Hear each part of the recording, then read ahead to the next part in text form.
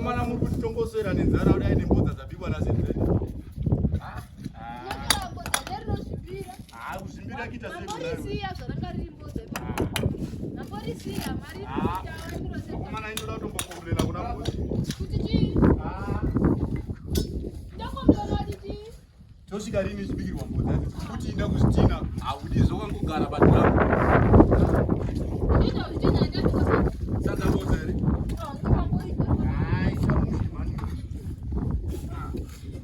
Unobika mbodza riri shoma.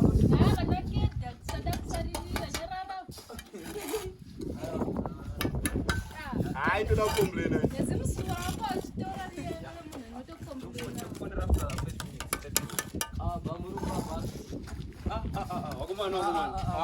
Samuroti kubva pandakabva nezuro patopedza imba iyi.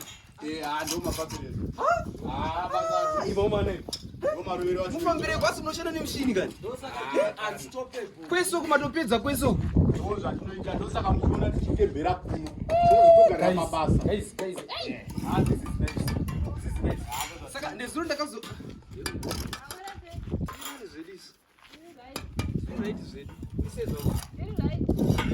Varikushanda sei wakomana? Vanoshandawo.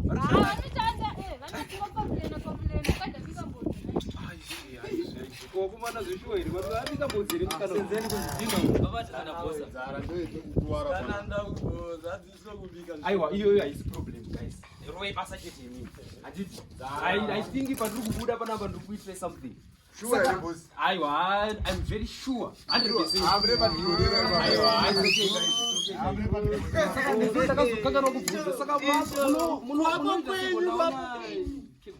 munozvifambisa sei pakugara. Aiwa isu tinoti patinenge tawana basa kungava kupi kana kupi kuHarare kwaMutare tinotondokemba koko totakura ngwanda redu rese tokembera ipapo.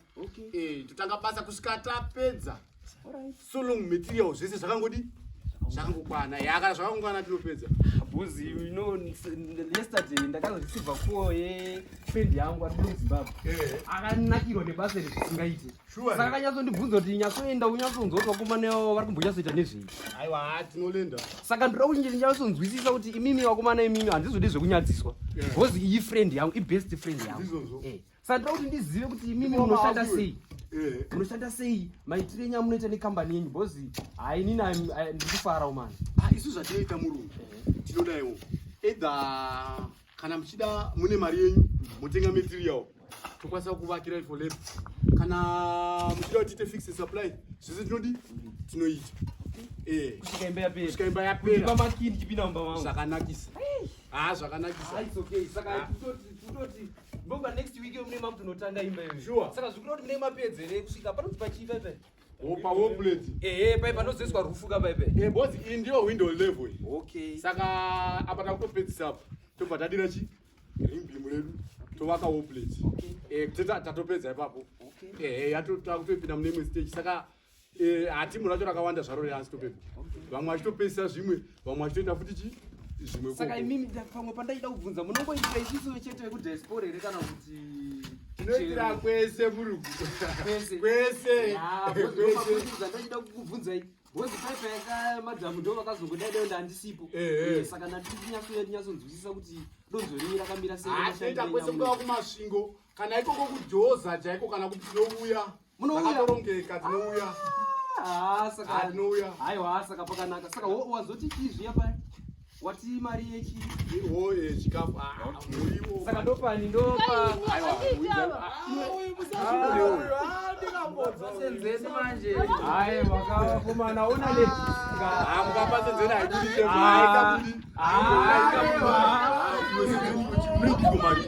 unoidi tipe tichenge tunoidipi nayo. Ndo zvatisingadi. Saka guys munotomonana. Zvakanaka zvinda kwe. Nhasi ndangoti sezvo ndiri kufundira kuenda kupurazi ndangoti rege ndikufunda ndichiona vakomana vafamba zvakadii saka ndakutoenda zvangu. Maita basa roi basa next week saka karo next week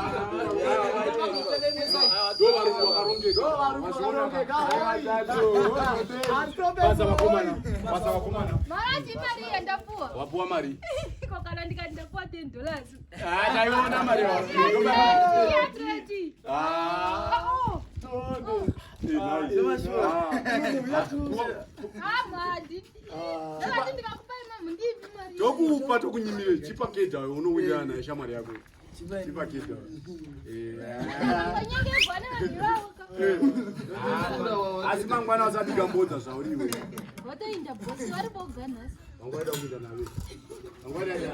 But you are kwana kwana. Right leo. Unoda kwenda uti. Right.